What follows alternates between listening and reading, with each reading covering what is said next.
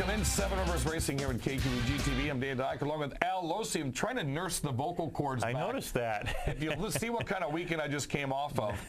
I DJ'd Friday night, right, since we didn't have any races at Mississippi Thunder. And that's your regular business. I umpired 12 women's softball games. Holy cow. On Saturday and Sunday. Then after each one of those were done, we had a big tournament up in Sparta. Right. Went and did the races at lacrosse. Couple hours of sleep, back to umpiring, and then Sunday I announced for the Gladiator Racing Series at Veteran Speedway, and then did some news for the radio last night, so I'm back in here again. So a little bit tweaking on the vocal cords today. You'll get through it, I'm sure. You've done this before. I'm hoping so. Had a nice weekend at Lacrosse Speedway, and before we talk about that, I do want to lay it out there that people have been asking what's going on in Toma. This has been an ongoing conversation for many, many years. So last year, Mike Inglet gets the racetrack, tries to get a couple of races in late season to get the toes wet. Right. Winter rolls around. He's got a full schedule this year. Now, some rumblings came out about a week ago that the track was sold, took their Facebook down, have a brand new website, their name's changed. So I'm going to kind of quash some of the stuff that's going on. I did talk with Mike when I was announcing at Toma on Sunday. There was a group coming in from Indiana. They're going to be promoting and advertising that racetrack next year. I saw the lease, saw everything right in front, and that's exactly what's going to happen. The track has not been sold. It's going to run next year. They look at running a Saturday night schedule, which is going to be kind of interesting with some of the other local racing in the area. Yes. So they are going to redid their schedule for this year. From now till September, they're going to go Friday, Saturday, Friday, Saturday. They've got a whole bunch of things in there with Nights of Destruction and all kinds of different races and late models, big money races and whatnot. So next year, they have changed the name. It is Veteran Speedway. It's veteranspeedway.com. No sale took place. They're going with a brand new schedule next year with a group from Indiana that's going to help promote and sell that track when it comes to advertising. And that's probably the biggest thing, is the next step in its journey to becoming a weekly racing series type track would be the promotional end of things, because it's just tough for one person or a local entity with a small group to be able to do that. And you bring in somebody who's been doing this for years, been doing it on a successful basis, they can probably come in and change a lot of things and get things done so that the program runs smoother. And I got to tell you, the Inglets out there are doing a fantastic job. They're bringing in good drivers. They're making sure the racing surface is safe. They're even bringing in, I know this because we've been out there with the go-karts, and they're doing it special, but all the series are just doing a fantastic job out there, and it's just a fun night out there. Well, I think what's going to happen is, I mean, it was like the little boy that cried wolf for so long, whether they were going to open or not. The previous owner. Yes. So now that it's there, they're looking forward to 2014. They've got some new and exciting things going on. So the rumors should be quashed on Facebook and everywhere else. They're not sold. They're going to run the rest of this year, and they're looking at a huge year next year.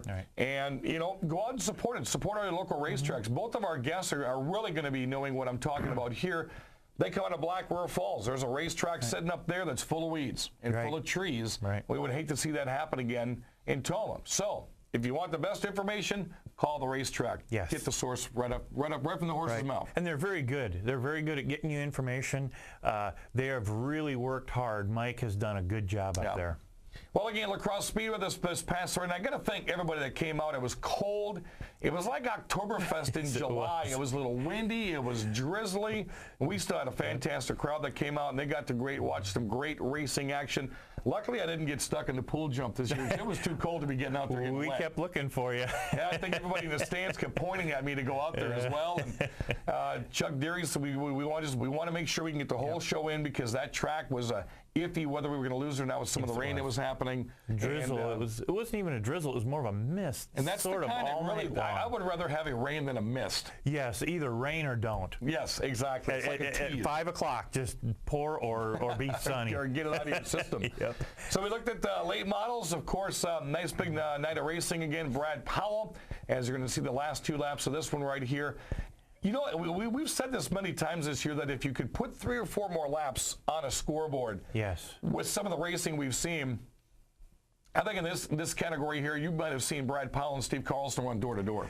Yeah, and that's the reason why they have a set number of laps, is because when you get into a situation like that, Steve knew he had to get up there, and you're right, a few more laps and he would have probably caught him. And not to say anything bad against Brad Powell's car, because he was hooked and loaded. It was just Steve's been doing that for so long, and he plays the cat and mouse game that there may have been a chance he could have caught Brad Powell. And Brad was fast all night from the get-go.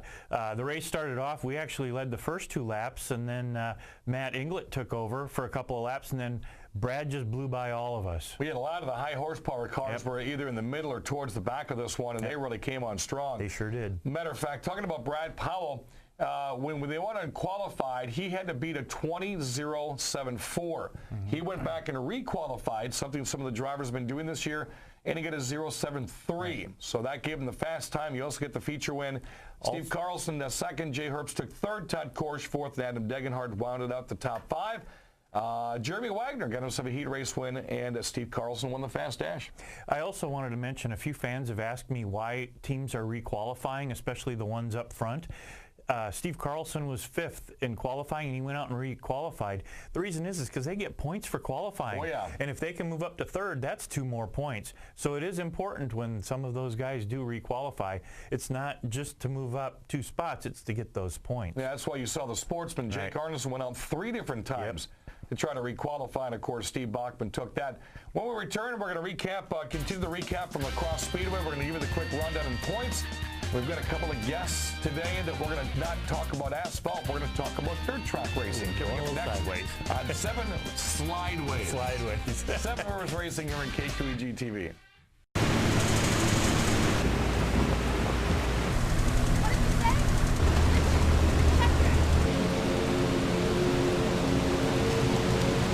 When you're all out of good ideas and you've moved on to the dumb ones, it's time. American Standard Heating and Air Conditioning, a higher standard of comfort.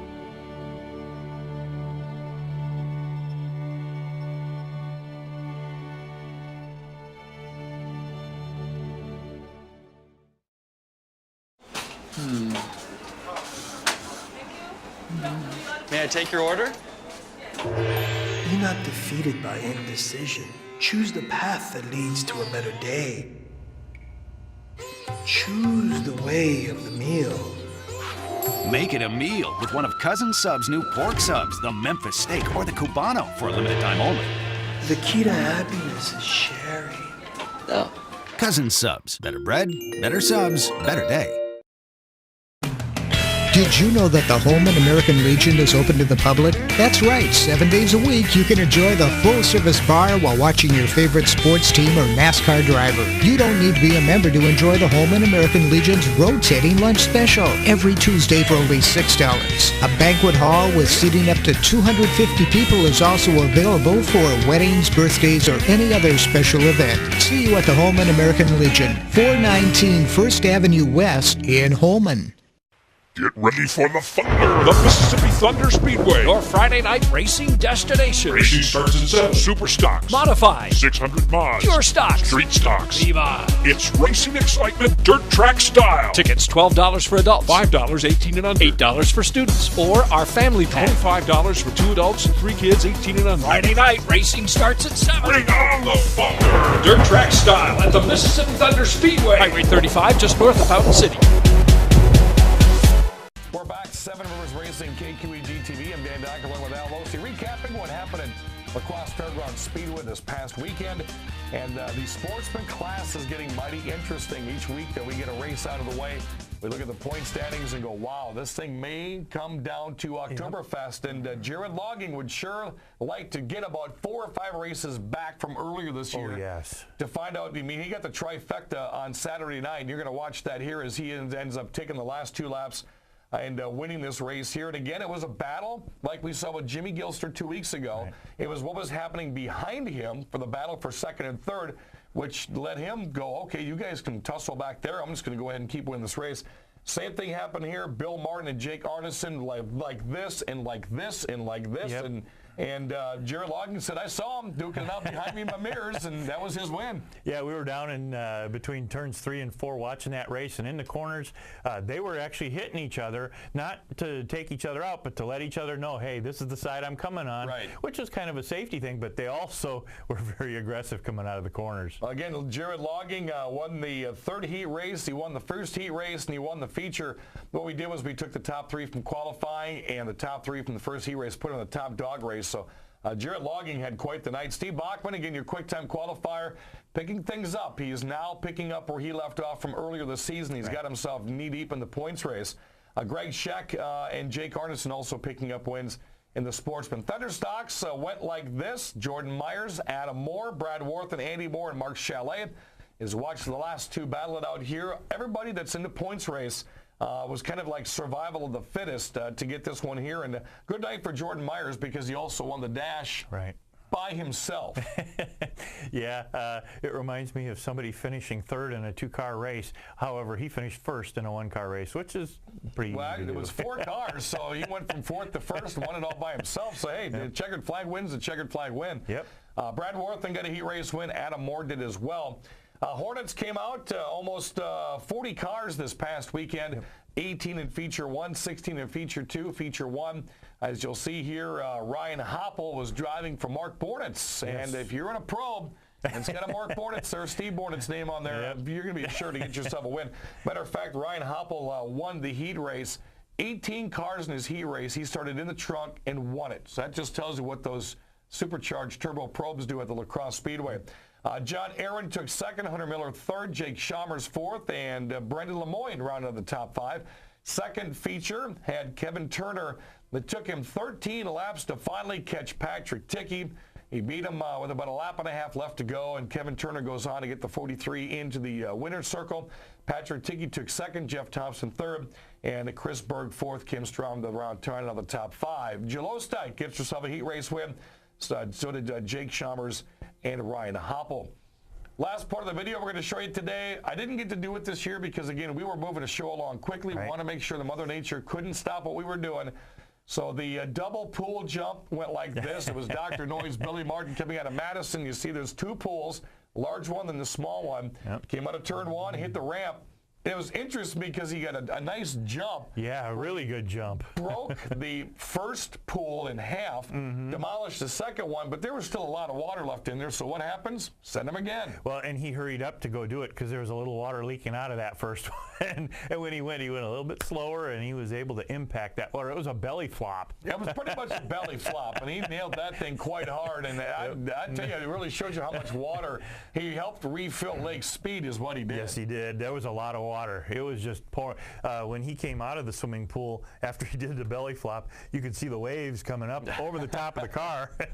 Now, he had a nice time doing that, as you saw right there in the video, and I want to thank Billy Martin for doing a nice job. When that hit it the first time, go back and hit it the second time. Big night of racing coming up this Saturday. This one is always a fan favorite. The crowds are going to be very large. We've got late model Sportsman Thunder stocks. The Outlaws are back out. Then the grand finale of the night, Al, is the Trailer Race of Destruction. Yeah, and that's an incredibly fun event that Chuck likes to put on. And if you want to see a racetrack get completely sullied with parts and mayhem and everything all over the track, you're going to have some fun this weekend. We always have 15 to 20 that come out and brave the quarter mile, and destruction is the name of the game. I've seen sinks, I've seen toilets, I've seen closets, clothing, you name it, getting destroyed out of those campers and some of the boats. And again, that's going to be this Saturday night. Quick rundown on the La Crosse Fairgrounds Speedway points. 82 points back now is Jay Herbst from Steve Carlson. Carlson's pretty much led the points since almost the beginning of the race season. Brad Powell, Mike Carlson, Todd Cory rounding out the top 5 there. Sportsmen are going to get somewhat interesting here as they head into the last part of the season into Oktoberfest. Steve Bachman only 34 points back at Jake Arneson. Greg Scheck's only 40 back. Bill Martin has worked his way up there with some solid 3 weeks worth of racing. He's only 49 back, and Jared Logging is in the top 5. Jake Arneson said it very nicely on my radio show on WKTY a couple weeks ago. You can lose 50 points in a night just like that. Oh, yeah. And almost any division, if you have a bad night and there's a large car count, you can lose a lot of points. Thunder stocks are going to get interesting all the way to Oktoberfest as well. Jordan Myers, end of the night, 3 back. He's still 3 back. Jason Bolster's 11 back. Brad Worthen, 18 back. And 25 back is Andy Moore. Hornets, 10 cars are in the hunt. Wow, all within 30 points. They have 1 race to go. Then they've got Oktoberfest. Kevin Turner overtook the point lead this past week, and he now leads Jake Bemis by 2. Jeff Thompson's 11 back, Kim Strom 14 back, and 19 back is Jeff Stumlin. The other 5 in contention, Chris Berg, Nate Towner, Pat Tickey, Sammy Linehan, and Garrett Tickey. So this is going to be quite interesting to see what happens with the Hornets with 1 regular season race left and then Oktoberfest. When we come back, 2 guests in the studio today. We have an adult and a child. No, not Al Losey's kid. No. Joining us from the Mississippi Thunder Speedway, a couple of friends of mine that I've got to know over the past 3 years really well. One is a street stock driver, Cory Hanson, and his son is an A-modified, mini-modified driver, Nate Becker. We're going to talk to both of them when we return here in 7 Rivers Racing. Did you know that the Holman American Legion is open to the public? That's right. 7 days a week, you can enjoy the full-service bar while watching your favorite sports team or NASCAR driver. You don't need to be a member to enjoy the Holman American Legion's rotating lunch special every Tuesday for only $6. A banquet hall with seating up to 250 people is also available for weddings, birthdays, or any other special event. See you at the Holman American Legion, 419 First Avenue West in Holman. Get ready for the Thunder, the Mississippi Thunder Speedway. Your Friday night racing destination. Racing starts at 7. Super stocks. Modified. 600 mods. Pure stocks. Street stocks. Levi. It's racing excitement, dirt track style. Tickets $12 for adults. $5 18 and under. $8 for students. Or our family pack. $25 for 2 adults and 3 kids 18 and under. Friday night racing starts at 7. Bring on the Thunder. Dirt track style at the Mississippi Thunder Speedway. Highway 35 just north of Fountain City.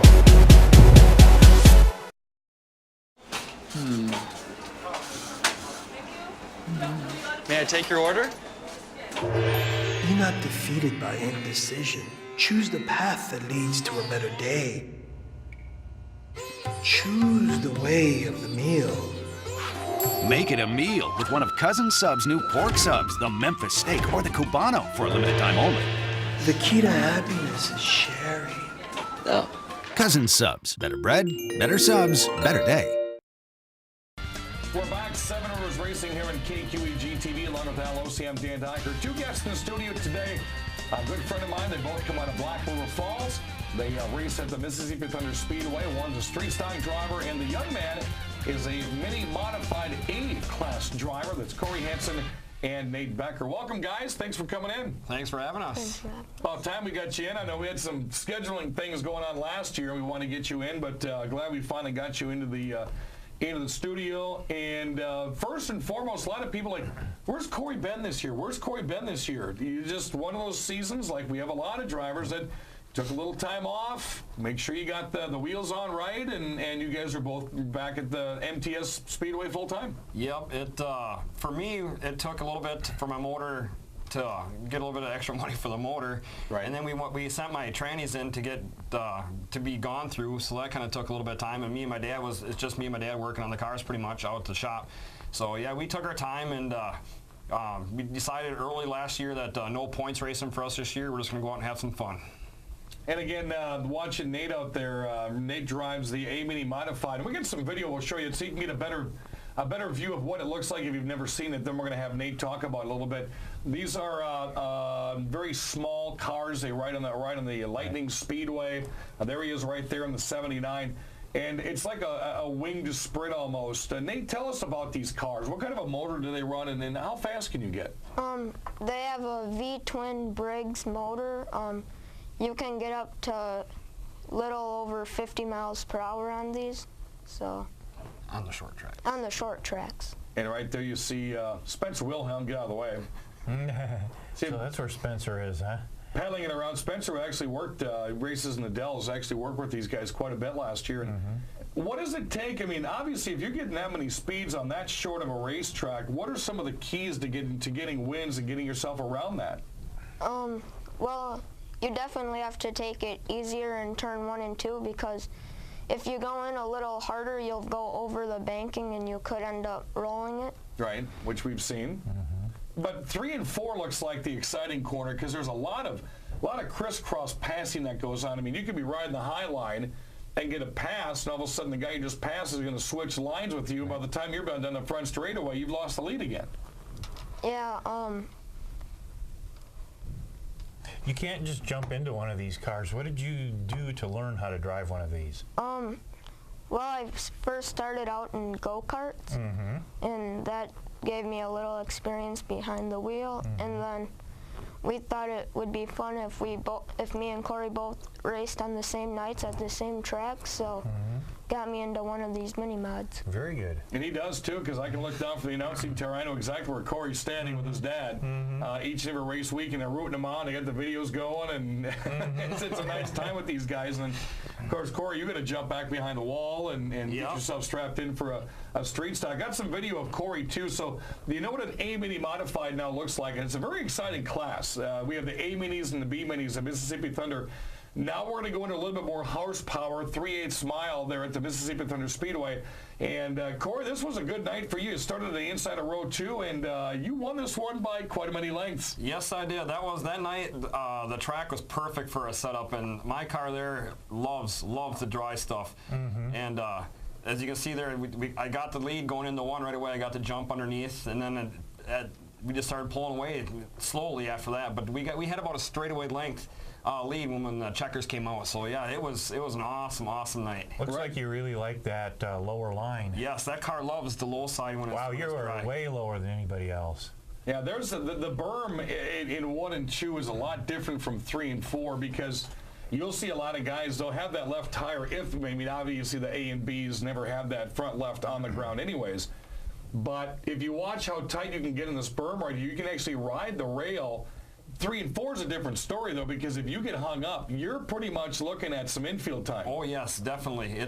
Plus, they got the rocks, the drainage down there, and if you end up in there, it could be expensive. I think Cory Crapser found that out a couple weeks ago in an A-mod. That was Kelly Shryock. Kelly Shryock, national defending champion.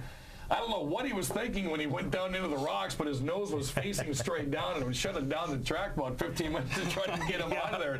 Luckily, nothing was broke on that.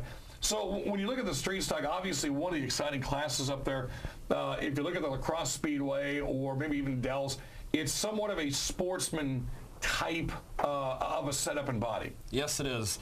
A lot of guys run the mid-80s Monte Carlo bodies, and a few years ago they changed rules where you can run different type bodies, the newer type bodies, where the newer Monte Carlos or Lumina or something like that. So yeah, you'll see most of the ones out at Fountain City though are the mid-80 Monte Carlos pretty much, but some of these guys that come to different tracks and come to our tracks from different tracks run the newer style bodies. So yeah, it opened up the class quite a bit.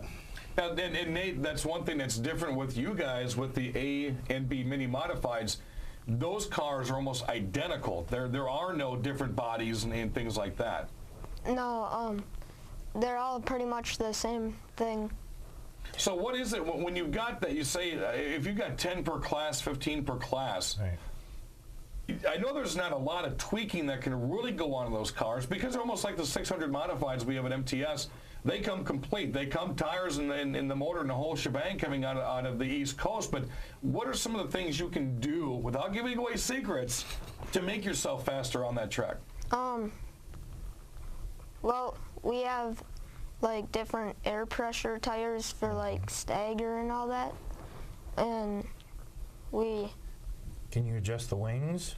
Nope. Nope, no wing adjustments. Pretty much a straight solid setup on the wings. There's not too much adjustments. A lot of times I could tell Nate, I said, when that track gets slick, I said, you let off sooner. Let off sooner going to the corner, let the car roll through the corner, and then eventually slowly get back on that gas, which a lot of those younger kids, they go in pretty hard and they hit the gas right away, which makes their car spin. Yeah. And that's why he won so much last year. I told him, I said, listen, I said, enter kind of high, kind of slowly, gradually down into the corner, slowly like into the gas. I said, I'll guarantee you're going to beat most of those kids, and he did. Oh, and last year, Nate was on a tear.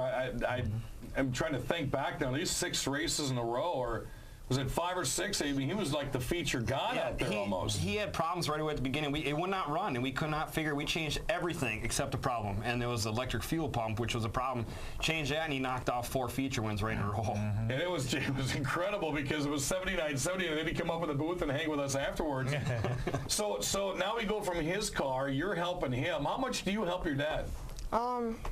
Not as much as he helps me. You got an honest kid. Yeah. But you know, that's got to be kind of cool for you though, because you've got him down there, and if this is the path he wants to choose and race for many years, what a better time to start learning than his age. Absolutely. Because you're what, 9? He's 12. Okay. Yeah, 12. he doesn't look 12. No, not at all. But again, I mean, that's what a perfect time to help to have someone help not only the family member, but to learn. Yeah, he's willing to learn. He hangs out with us and so on. You know, a lot of these little kids, games, video games all the time. Right. So then, and he plays video games, but a lot of times he'll work on cars or come out and help us or do whatever he has to do. So now, and before we let you guys go here, because I definitely want you to get your sponsors, and you guys used to have a B modified, I think it was, that Carpenter had bought a couple of years ago, but there may be some changes coming in the future without giving away what the big news may be. Yep. But there may be some changes coming for the positive. Yes, there is. I think we got a deal struck with him that he probably won't be in the mini mods much longer. Actually, he's probably going to be a couple more races this year, and he'll be done. And we got something else coming to the shop where we have to do a little bit of work to it, but it's going to be exciting. And I'll just tell you this much, folks. It's going to take him from the small track to the 3/8 mile, which is going to be very surprising. Yep. And I can't wait to see what develops there next year. Talking about the B-Mini Modifieds, of course, you are good friends with one of them, Alex Williamson. You've got one of Albert's crew members working on his car. Yeah, and we keep and of course he started the year as the director of competition out there at Mississippi Thunder. And I got to say, what a great track, what a great place for the families to go on a Friday night. It's just a fun place out there. And we enjoy going to watching the races because it seems like when we show up, the Williamsons pull off a win.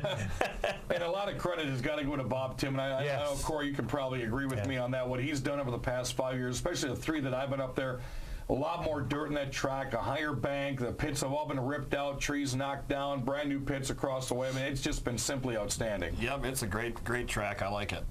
Well, talk about your sponsors real quick. I know you guys got quite a few folks around the Black River Falls area helping you guys get those cars out each week. Well, my first sponsor I'd like to thank is Kuliak Livestock out of Blair, Wisconsin. They've been sponsoring me for all my go-kart years and now all my mini-mod years so far. Nice. And then Cody's DJ service out of Black River Falls, Wisconsin. He's been helping Cory out and me now, and he's been DJing for us for our racing party. And then we got Falls Motel out of Black River Falls, Wisconsin. They're actually have a kid that's in my brother's grade that are friends, and this is their first year sponsoring me, so thank them. And then we have Federation Cooperative out of Black River Falls, Wisconsin, which they've been sponsoring me for 3 years now. Nice. And so our last one is Wrap Guys from Chippewa Falls, Wisconsin. They've been doing my wrap on my car, like the design, for all my mini mod years now too. So it's a nice design as well. Cory, what you got coming your way? I got our sponsors this year, Tim's Automotive Machine out of Bloomer, who provides awesome horsepower. Second one is Hatfield Deer Camp Antiques, who just climbed on board this year from Hatfield. Cody's DJ service out of Black River Falls. If you want a DJ guy, he's the guy for you. Holly's Machine Mechanical and Fab Consulting repair out of Longdale, Oklahoma. A friend of mine that I went to school with and I work with his dad, and he said get a hold of him. He sponsors race cars, so that was one of my first things I did, was hopped on the computer phone and got a hold of him. So, and then I got Loberg's Auto Glass Repair, who gave me a seat full containment seat for the headrest and everything, so I was pretty happy about that. Oh, yeah. And then Dale's Refrigeration, Heating, and Appliances out of Black River Falls also. So yeah, we got some good sponsors. It helps. And I'm sure when you talk about seats and whatnot, there's some price tags that go along with those, and tires and fuel and everything else to get you through the year. Wish we had another segment, because I'd love to have these guys talk a little bit more. Maybe we'll get you on after the BMOD Challenge, $10,000 win, maybe September, maybe early October. We'll try to get you guys back on. Sounds good. Nate Becker, you're going to see some different things with this young man, and he's very electrifying to watch right now. If you've not watched him in A-Mini Modified, he knows that Lightning Speedway like nobody else does. And Cory Hanson in the street stock class, so one of the classes I like to watch because they ground pound quite a bit. And you talk about getting slideaways, these guys pretty much exemplify that before the two bigger classes do. So on behalf of Cory and Nate, check them out up in Mississippi Thunder Speedway. Find them on Facebook under Hanson Racing, and become a friend, learn more about what it takes to drive up that track. Maybe take yourself a chance to get up there as well. For Al Ossie and Dan Doc, I want to thank you for joining us in the program. Trailer Race of Destruction this weekend at La Crosse Speedway. Can't wait to stretch the vocal cords out on that one as well. Thanks for joining us. This is Seven Rivers Racing here on KQEG TV.